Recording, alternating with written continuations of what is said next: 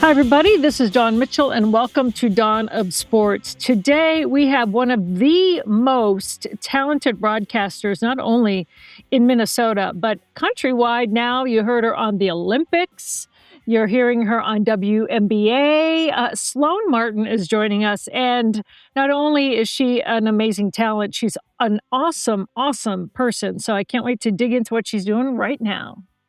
Yes, Don, that is the nicest intro. I'm sorry, Jim, I didn't mean to jump in. It was just the nicest introduction that I've ever heard. Thank you. Oh, you're so welcome. You're so welcome. It's so true. It's so true. We are very lucky to have Sloane with us today. Congratulations, Sloane, on everything that's happening with her career. It's going to be fun to continue to follow her. This is Dawn of Sports, starring Dawn Mitchell from Fox 9, of course. We're coming to you from the Aquarius Home Services Studios. We also want to thank Minnesota Masonic Charities. The best way to listen to this show or any of the many shows that are at Talk North, please subscribe to your favorite podcast app. It's free. It's easy. And Dawn, I don't think you're done complimenting Sloane, so go ahead. I'm not, because you know what? I just love when people are just so talented and they work so hard, Sloane, like you do.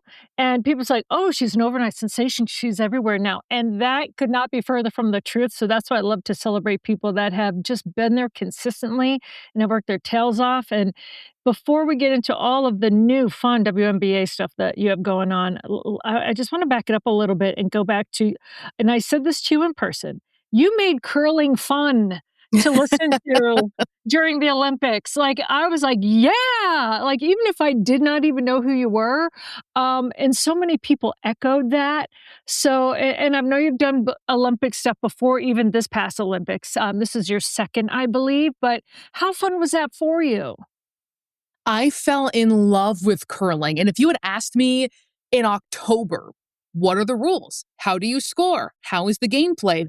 I had no answer for that. That's how unfamiliar I was with curling. So it was hitting the books and learning as much as I could. I treated it as if I was a student and just immersed myself in this sport while doing, my full college basketball slate. So it felt so good once, I got to NBC, did 15 games over about a 3-week period. I'm working with a gold medalist on my side, Tyler George, who's from Duluth, and he was a member of that 2018 gold medal winning team. So it makes me feel so good when people say like, hey, I heard you, or hey, I had a great time, because I became so in love with the sport. It really hooks you in, from mixed doubles, where a Duluth duo ended up winning a medal, including the first U.S. woman ever in Olympic history to win a medal in curling. So there's a lot of Minnesota pride. I took a lot of that in personally as I, went about doing it. But it is such a fun sport. I've been keeping up with world championships that just happened. There's a rock league that's now kind of like a barnstorming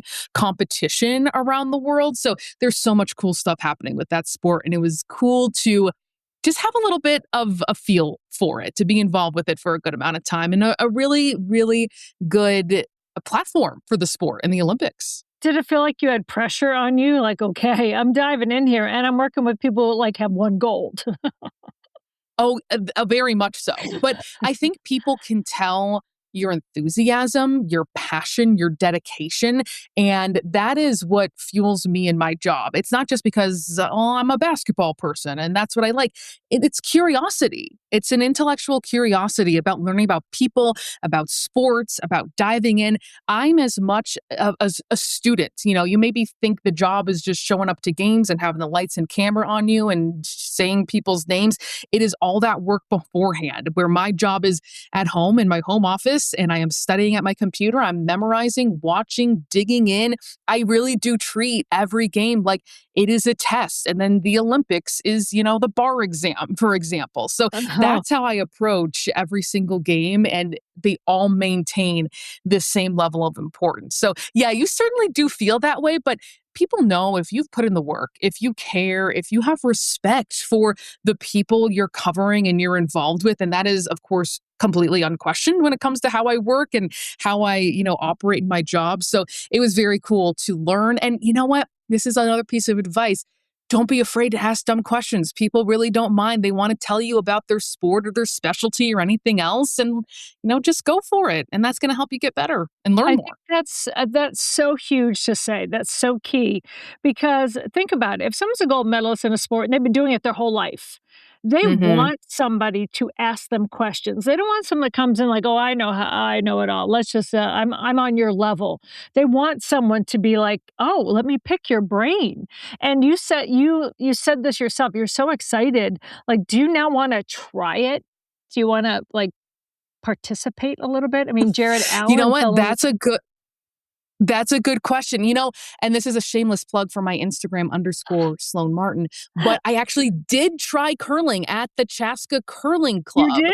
Oh, I gotta check which that is out. yes, and that is where the Olympians and Paralympians actually do their training. So it felt very official and it was very embarrassing, even with the support that they give you. So you have the rock in your right hand, you're pushing out of the hack, and then you have this like kind of PVC um, apparatus to try and balance you. And even with that, I could not stay upright. But I did have some good accuracy and some good kind of touch. So I feel like perhaps there's potential there. And maybe I will see myself at a sheet sometime in the future. But no, it's one of those where it is so fun. And the amount of connections, first of all, the amount of couples that have met through curling that we found in the Olympics, that was kind of fun. But like the amount of friendships and the kids who grow up at the rink and then take to the sport, a ton of stories like that too. So it is such a community where people just are brought in and they don't leave, for good reason. Wow. It sounds like, someone could be like a little a Yentl or something like that, the matchmaker at, curling or something. You said, like, all these couples, they're like, "Okay, yeah, forget a dating app. You can just have, like, where are we meeting for curling this week?" Right? That could be. I don't, you know what? Maybe some advice to folks out there. See, I'm Try your always local curling thinking. club. I'm always thinking. I've never tried curling. I think I could handle the scrubby scrub, that's what I call it, the brush. Yes. I think maybe Sweeping, but I thank like you. the scrubby scrub too. I call it the scrubby scrub. Every single time it's on there, I'm like, "Look at the scrubby scrub. They're so fast. They're so But fast." that's the thing that truly, Dawn, that has become such an athletic part of the game where you have now really young athletes who are in incredible shape and they are working that ice. It is not just for show. It is not just, they can manipulate the rock and the speed and where it's going to go. It has become such a big part of the game and such a tangible part of the game. And that's why you see a lot younger curlers who are kind of at that international level, with the exception of Team Schuster and John Schuster, who is Right, just right. one of the greatest of all time. But that's kind of the direction of where the game is going. It's like a lot of sports, it's preferring the true athletes and they're putting time in the gym. And I loved hearing this from Rich Ruoinen, who became the oldest U.S. Olympian in Winter Olympics history when he appeared in the game at 54 years old. And he, of course, is a local Twin Cities lawyer. And he was saying that that was not the case in my day. We were not going to the gym at 6 o'clock in the morning a couple times a week. So that has been a really interesting transformation in the sport too. I think a lot of sports can, if you look really back into the history, you see some pictures of old baseball players and football players smoking cigarettes. You know what I mean? Like, they were tough, but they weren't like going to the gym. It wasn't year round. Like, I think sport has Mm. evolved on so many different levels, don't you think? Yeah, curling is certainly a great example of that. And you'll find certainly people who maybe go back to that particular era as well. Not so much anymore. What do you think, Jim? Could you do that?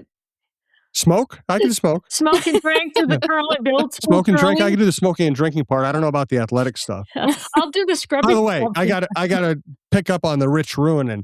Yeah. He Mhm. he was with TSR Injury Law, which is really the first major sponsor for the John Krasinski show. So we got to know Rich a little bit in the early days of that show. Great guy. I love that we have a Rich Ruoinen reference on this show. No, he had a great story. He's a great storyteller and talker, which I guess you would imagine being a lawyer too. But it was so great to learn about him, his family, his connection to the sport, and having that moment and kind of being like the dad of the group with all these guys who are under 25. It was a super fun dynamic and they had a great time.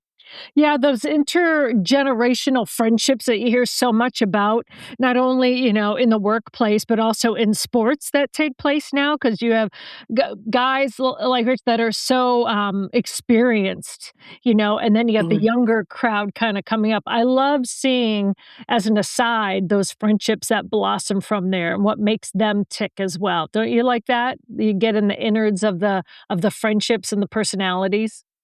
Oh, yeah. I mean, that's something, maybe the age gap is a little bit less in sports like, the WNBA, especially as I start to get closer to that age where professional athletes are phasing out. There's not many players in the WNBA still who were born in a year that starts in 198. So the numbers are dwindling. But certainly in curling, you really do see that quite a bit where you are teammates with someone of a different generation and you're just out there to win and have to have that kind of chemistry. Like you're going back to curling, chemistry, communication, whether it is mixed doubles or a four-person competition, requires so much of that, having a connection with your teammates, working out different arguments, because there's not, there is coaches, but you're kind of huddling up yourselves, basically. You're making these strategic decisions and have to agree as a group. So it's fun to see, certainly, across that kind of timeline. When you were talking about the, 1980 something, it reminds me of the memes that are going around on social media where they'll ask the players, like, "What year were you born?" And they just get to 19, and all of a sudden you hear, "Arr!" You see, like, a dinosaur pop up, or they hear the revolutionary, flute go, and they're, like, in a George Washington uniform, and I'm like, "Oh my god, I love that stuff. I love that You know stuff." what? I've seen those. I'm not hurt by them. I actually have a good laugh. And but that is the other thing too, is like you see a lot of social media teams where they ask current players where it's like, identify this thing that was, intrinsic to my early childhood. And they have no idea what it is. They can't name certain pop culture things. And it's like, all right, that's when you Yeah. you've reached that time. Yeah, I think Let me take care of the business to the business. We want to thank Aquarius Home Services. We're coming to you from the Aquarius Home Services studio. We'd also like to thank Minnesota Masonic Charities. Today, I want to talk a little bit about the Minnesota Masonic Charities. When you think about the Masons, I get it. You think about the funny hats, those pancake breakfasts, which are phenomenal. My dear friend John Schweitz and I have chatted about this, and it's so much more than that. They've got the Masonic home over in Bloomington. They've got the hospital for the children over at the U of M. They are the largest fraternal organization in terms of charitable needs in our country, and they deserve a ton of recognition. So thank you, Minnesota Masonic Charities, for all you do and for supporting us over here at Talk North, and a special thanks to my good friend, John Schweitz. The days are longer, the calendar is filling up, and I want to feel as good as this beautiful summer weather. That's why I've been loving Groons. It's one daily pack of gummies that covers my greens, vitamins, and minerals, and even has 6 grams of prebiotic fiber, so I don't need to juggle a complicated wellness routine on top of everything else. They taste amazing. They're easy to toss in my bag on the go. Plus, they're vegan, gluten-free, and HSA FSA eligible for reimbursement. Save up to 52% off with promo code podcast at gruns.co. That's code podcast at gruns.co. And we'd like to remind you this is a great time of the year to listen to a couple of our more popular shows at the network. John Krasinski on the Timberwolves, Michael Russo and Anthony LaPanta on Worst Seats in the House on the Minnesota Wild. We also have the Chin Music Show with Lavelle, Roy, and myself. Mark Rosen's interview show, and all kinds of outdoor content, and Kevin Gorg on hockey. We have a lot of stuff. Check out talknorth.com. You'll find something you like. Back to Dawn. Well, I was going to say, I think last week in our sports department, we had one of our young news producers come up and they were asking us something about the show.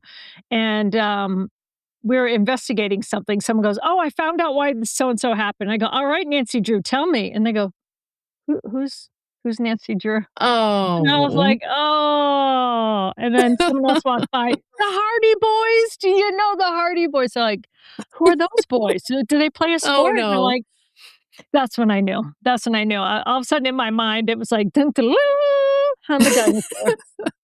It has only Um, been very recently that I've started having Gen Z broadcast partners. Otherwise, I really didn't have any exposure to them besides, the internet and social media. So I'm like, finally, okay, now they're infiltrating into my role too. So yeah, I need to have more tests like that. Yeah, it's fun though. They keep us young. They keep us young. Mhm. You know, I want to also extend congratulations to you. I know you've been calling the WNBA for a while, but it was just announced that you and Leah B. Olson, who is on this podcast quite a bit, she's a contributor, will be calling the games for the Lynx on Victory Plus. Congrats to you. How exciting is that for you right now? Well, thanks so much. It is truly a dream role where women's sports has not only just been the bedrock of my career, but it has been my lifelong passion. I grew up going to Sparks games when I grew up in Los Angeles with my parents. Some of my favorite players were Lisa Leslie, Lauren Jackson, Cheryl Ford. There's a theme there of giant post players, go figure. But it is so cool to be in this role and in this seat, especially when women's sports is, my career now too. And I do so much in women's college basketball that I'm able to bring that institutional wealth of knowledge from everything I see from that point into how I broadcast the W. Because by the time I see these players in the WNBA, I've known of them for 3 or 4 years, or I've called their games before multiple times. So because I work so much, during the college season, it makes that transition really smooth. And I feel like I can bring, a lot more information, flush out these stories of these great, great athletes at such a huge time for women's sports and the WNBA. So it is so cool. I'm so thankful to be in this seat and for this franchise too, that is just plays such beautiful basketball the right way. The connections that I have there, it's all great people. And it just feels so good to be in that seat and to see fans in a different way, this time on Victory Plus. You've also had a front row seat to see fans packing the joints, whether it's college basketball, pro now. I mean, Lynx have always, but just in the past, I would say, let's say 5 years for you, just to see the rise in something that you've always had as a bedrock for your career. How has that been for you personally? It has been absolutely marvelous, just to put it mildly. And I say that, I go to, just because this is, close to us and kind of our backyard, I go to Iowa quite a bit with, I mostly broadcast with Big Ten Network, Fox, NBC, a lot of Big Ten country, of course. So even before Caitlin Clark kind of had that huge surge of her popularity, I would go there and see incredible crowds. And then to be there along the way of her march throughout her career, to see that happen throughout basically the entire college scene into the WNBA. And remember last year too, I was doing radio for the Lynx. So I was in every single WNBA arena. I was traveling with the team to see what the Golden State Valkyries did last year. The W as a whole set an attendance record, and the Valkyries as an expansion team, one of the coolest stories there was, and how they just were able to grip hold of that fan base. And just one of the greatest success stories of an expansion franchise in sports history. So you see it in so many different pockets, and then it kind of coalesces together. So you I don't want to say you don't remember what those crowds felt like, earlier on in my broadcasting career, because this is now what the expectation is the demand, the excitement, the knowledge that fans have now, where it's not just, maybe the old cliche was just bringing the kids and having a good time because the tickets are cheap. This is now, no, those kids now, boys and girls, are invested. They know the players. They want to be Nafisa Collier. They want to shoot like Kayla McBride. So I think all of that coming together has been very cool too. You're right, have this front seat too, as someone who's really seen the entire progression from pretty early days. I feel like my memories go back to the, early 2000s to this point right now where it's, firmly part of my career, just absolutely phenomenal when you think about it all together. How do you think being in radio has helped you hone your TV skills? And I also know sometimes you've had to do play by play and color and keep talking the whole entire time. Yes. That's exhausting, but it's also enriching in many ways when you only have to do one side of the story at that point.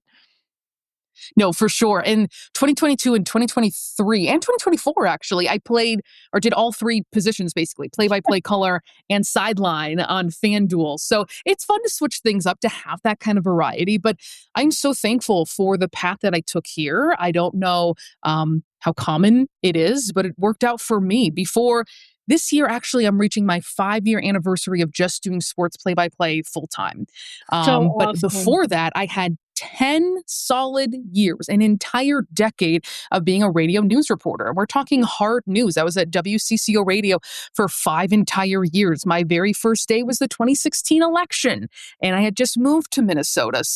And then I worked Saturdays from then on out. So I was basically, I kind of became the protest beat reporter when there was so much action and galvanizing, of our local community after that election. So have seen a lot, been through a lot. And I think that very directly parallels with my job as a play-by-play broadcaster, not only in being able to talk about things that are complex, complicated, sensitive, sometimes uncomfortable, because we don't separate what sports and real life is. There's no pretending they exist in different bubbles. You have to know how to talk about hard things confidently, to break news on the air. There's situations where that might happen too. So I also think news really helped me in being in radio, in talking to different people of different backgrounds, of different stripes, where they come from, different nationalities, everything else. I was exposed to so many different types of perspectives and people that I think that really helps in sports too, because these athletes are coming from so many different places, have different experiences, have opinions and thoughts. So I think being able to relate to different people, approach different people, that certainly helped me a lot. And then play-by-play and reporting are so similar, where I'm watching a game, I'm looking at what is newsworthy, what are we actually seeing, what context do I have that I can work in that's going to really help fill out this game that they need to know, kind of thinking inverted pyramid. And then it's the same thing if I was standing on a street and reporting live on WCCO radio about, something I'm seeing that's breaking. So it has been really fun to see one feed into the other. And that part of my career absolutely supported, gave me that foundation to what I'm doing now. And I wouldn't have changed it, I wouldn't have changed it. Well, I have to say one thing. You're very humble because many people can't do play by play. Like, even when I'm watching, like it's just, simple when you're watching. No, my brain is not processing the names. Like, visually, I am, but I can't spit it out. And sometimes I can't even remember my friend's name when I'm trying to talk to them. Yep, he said that, good basket, like, I'm like, yeah, from that guy to, or I would just say, nicknames, you know what I mean? Aunt Jada to, woo, people are like, what kind of play-by-play would that be? Like, I've tried it in my head. I've tried it out loud. Like, you're so humble because it is a skill to just get that portion down, let alone, okay, inverted pyramid. Now I'm going to drop some knowledge about this person that I knew because I covered them in college. It's hard, but you make it seem so easy and fluid. Well, thank you, Dawn. I appreciate that, you singing my praises. But you're right, it is definitely a particular kind of skill to have. And I am processing a lot, not just numbers, names, stats, what's actually happening, what is to come, and thinking about, all right, what in my notes is going to make sense here? And kind of trying, you don't get to everything in a broadcast because it might not make contextual sense in that moment. But thinking about, hey, I can't forget this. This player's closing in on 1,000 points. I can't forget that. Can't miss that moment. So there's a lot that's going on, and you just have to make sure, well, here's my secret. Got to make sure I'm energized before games. Like, I never do games hungry. I'm not a caffeine drinker, but I always try to make sure, you never know when you're going to call a triple overtime game and you need that energy. I'm also a night owl as well, too, because you never know when I'm going to need to be, super high energy at 10:30 at night, for example, if the game goes long or has a late tip time. So those are things that I try to do to support that. So I feel like my brain is, working and operating as it should be. But no, I appreciate you recognizing that, because it is certainly a juggling act, and also interacting with a whole other person. You're trying to get the most out of them. You want them to also shine on this platform alongside you. It's not, about me. I'm kind of steering the ship. I'm, the narrator, so to speak, but I want folks to learn and hear from this person next to me too. So making sure that they feel good, they feel comfortable, and that they're, enjoying and doing what they need to do as well. Sloane, what should we expect from the Lynx this year? It's an interesting season to look out here, Jim. And it's a hard question to answer right now because we don't even know what this 12-person roster is going to look like. I think it is very interesting, of course, the pieces the Lynx have brought in, bringing back Dorka Juhas, adding Natasha Howard. Nia Coffey, I think, is someone who you could say, maybe not entirely this season, but is in line of someone like a Bridget Carlton, an Alana Smith, a Jessica Shepard, who came to Minnesota and blossomed, who became a transformed player who was able to reach that ceiling of their kind of talent. Nia Coffey, of course, the Hopkins grad, had been playing just 10 minutes per game the last 2 years in Atlanta. What can they really get from her to see her flourish? I feel like that is a player at 30 years old who is prime for another breakout at this point in her career, and she's going to have the role and opportunity to do so. You bring a 3-time champion in Natasha Howard, a great defender, and Coach Reeves says she's going to tap into Dan Hughes, who's a coach she's close with, former coach of the Seattle Storm, who coached Natasha Howard her best season in 2019 after she left the Lynx. She's been a Defensive Player of the Year. Dorka Juhas, the youngest EuroLeague MVP at 26 years old. She's going to be coming over soon too. So I think there's ample opportunity for multiple players to have that kind of breakout season, whether it's getting back to what they once were or rediscovering, resurfacing the kind of player they feel like they can be. And Coach Reeve has that proven track record to be able to get the most out of their players. And then I think when you're looking at a dynamic talent like Olivia Miles and just what is in store, I will say here's another, secret of the trade. I've known of Olivia Miles for years now. She's been a college basketball star for multiple seasons. I already have kind of in my back pocket. I am ready for the jaw-dropping passes and what I'm expecting to see from her. So I know it's going to be right on the tip of my tongue, things I've kind of thinking about and brainstorming because I know what we're going to see. And it is going to be eye-popping from her once she really settles in, gets that feel of the WNBA game. And then, of course, Courtney Williams and Kayla McBride, who are just such steady veterans, captains this season. And that's even without mentioning, Nafisa Collier, too, who the team said could be about early June, perhaps, for a return after that ankle surgery. So I think when you look at these pieces together, a lot of people seem to be maybe overlooking this team right now, not knowing exactly how these pieces are going to form, but also, Jim, not knowing exactly what the W is going to look like this season, period, with 2 new expansion teams. What does that mean to the distribution of talent in this league, the new CBA, and how rosters are able to be constructed? Coach Reeve has a couple international players on this staff on this team who are, going to be interesting pieces because of how their contracts allow her to build a team under this new CBA. So there's a lot, I think, to still be discovered here, including for this Lynx team.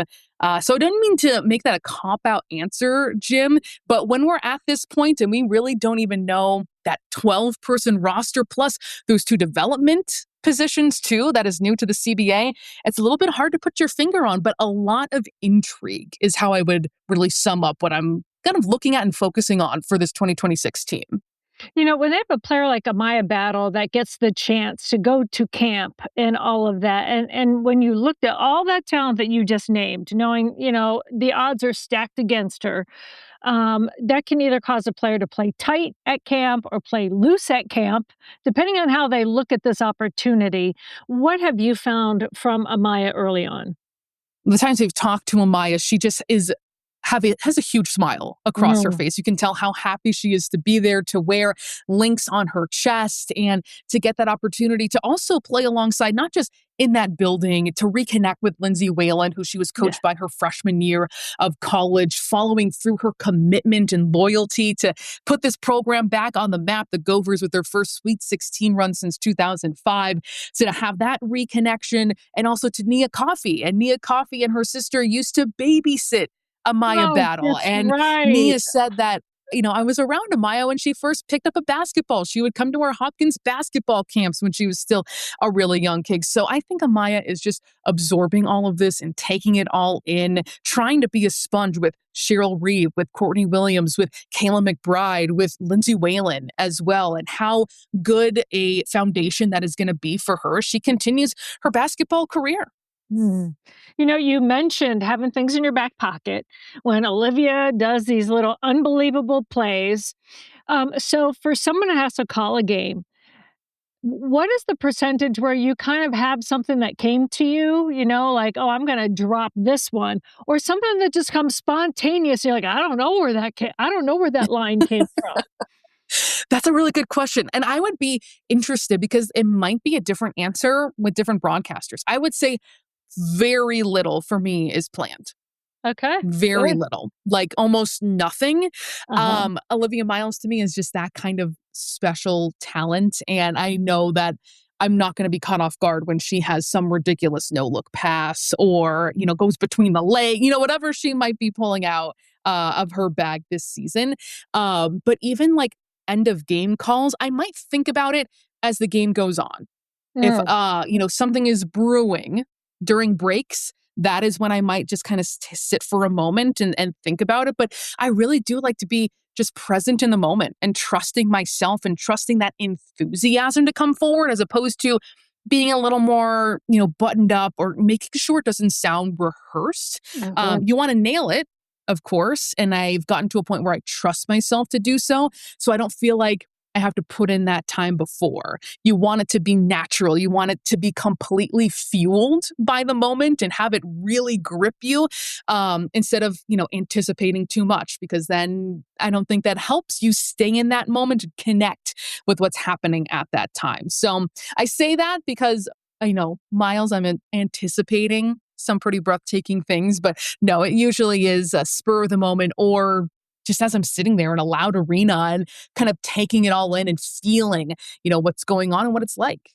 Yeah, because it's when athletes say you turn it on a game time, like you can't recreate what it's like once the game comes. I know you go to practice, whatever, but it's the same thing for a broadcaster.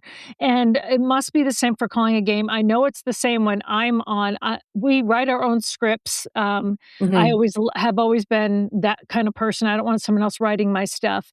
So even if we have to put in a teleprompter, I'm writing it.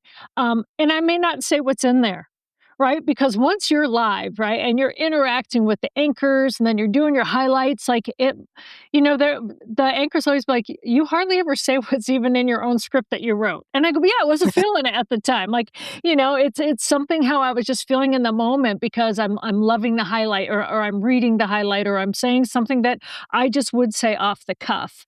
They also get freaked out by the sheer amount of typos I have in my script. Like it makes them hyperventilate, but I just read it because I know I wrote it.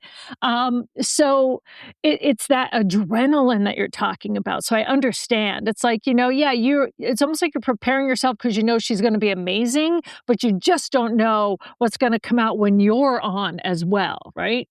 Exactly. And it depends on the moment, if this Mm, is something in the first quarter versus, a 15-0 run in the fourth and the Lynx are going to win. So that's why you don't want to be tethered to anything. But yeah. what you're talking about too, Dawn, is that we also want to sound like ourselves. That's also Mhm. a part of doing this. We're not mechanical. I'm not just saying where the ball is like, a robot, for example, but you want to sound like yourself and be, I really try and be that kind of warm, approachable, like, we're pals and we are sitting down and watching something and enjoying something that we both treasure and like together. And the same thing, what you're talking about, where it's like having that energy be palpable, even though it's through the TV. Yeah. Is there a sport that you have not done professionally that you would always love to? Or one, on the other hand, that might scare you that you're like, I don't know if I ever want to do that. Oh gosh, that's a tough question because I think, bill myself on being very versatile. You I are, do, yeah. basketball, volleyball, softball, football, hockey, but I do have an Curling. answer for that. There's actually curling. There you go. There's actually two things I would say that I would feel quite daunted doing. The first is soccer because it's just kind of foreign to me as a sport. And it's one of those where I feel like fans can, snuff you out quite quickly if they know that you are maybe new. And you just kind of have to have the vocabulary, the rhythm. I think I would really have a tough time feeling out the Mm. cadence of the game, so to speak. The other one would be wrestling. And I have no idea what's going on in that sport. So much respect to wrestlers. It is Oh my gosh, I just can't believe what they do, quite frankly. Just gladiators out there. I have no idea how you score, how you win, what's good, what's bad.